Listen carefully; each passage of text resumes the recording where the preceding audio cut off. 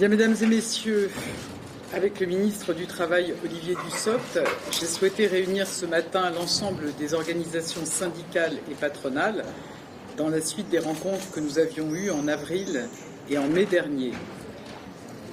Au cours de cette réunion, nous avons eu des échanges que je pense on peut qualifier de très constructifs. Vous savez que ces dernières semaines, il y a eu beaucoup de travail entre les organisations syndicales et patronales pour bâtir un agenda social pour un nouveau pacte de la vie au travail. Dans le cadre de cet agenda social, il y a à la fois des sujets qui relèvent exclusivement des organisations syndicales et patronales, et puis il y a un certain nombre de sujets qui vont nécessiter un document d'orientation du gouvernement, en particulier l'emploi des seniors, le compte épargne-temps universel, les parcours professionnels, l'usure professionnelle et les reconversions.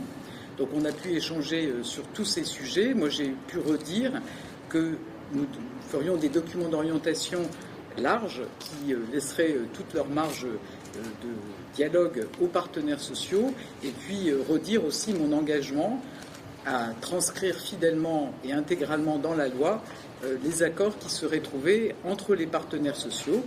Donc c'est inédit d'avoir un tel engagement, et ça montre la confiance que j'ai dans le dialogue social pour apporter des réponses aux salariés dans notre pays.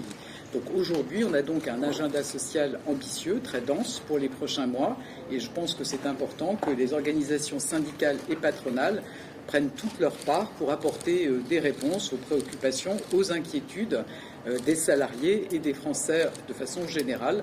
Donc c'est une réunion positive qui nous a permis d'acter cet agenda de travail. Madame la Première ministre, est-ce qu'il est sain de travailler avec l'attente du remaniement qui a été annoncé, des montages qui seraient attendus pour que les Français soient poussés, ça crée des incertitudes? Est-ce que c'est sain de travailler dans ce contexte?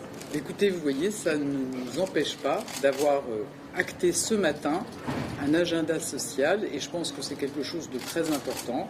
Il y a des préoccupations qui sont exprimées par les salariés, par les Français, et au travers de cet agenda social, on va pouvoir aborder tous les sujets de préoccupation, et on avance avec les organisations syndicales et patronales.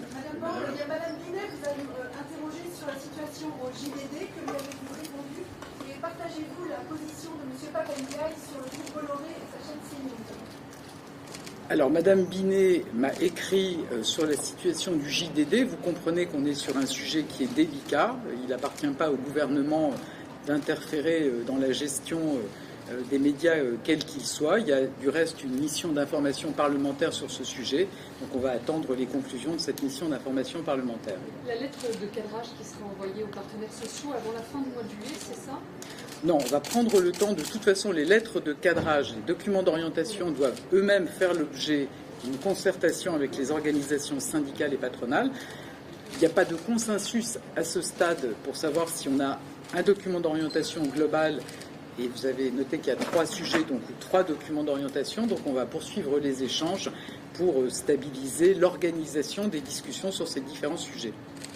Est-ce que vous avez des craintes qu'il y ait de débordements, de nouvelles émeutes à l'occasion du 14 juillet? Est-ce que le gouvernement est particulièrement attentif à cette date-là? Alors je vous confirme que le gouvernement est particulièrement vigilant. J'ai eu l'occasion de dire que nous mobiliserions des moyens exceptionnels pour que les Français puissent profiter pleinement de la fête nationale. Et le ministre de l'Intérieur, Gérald Darmanin, aura l'occasion de préciser cet après-midi le dispositif qui sera mis en place pour ces 13 et 14 juillet. Voilà.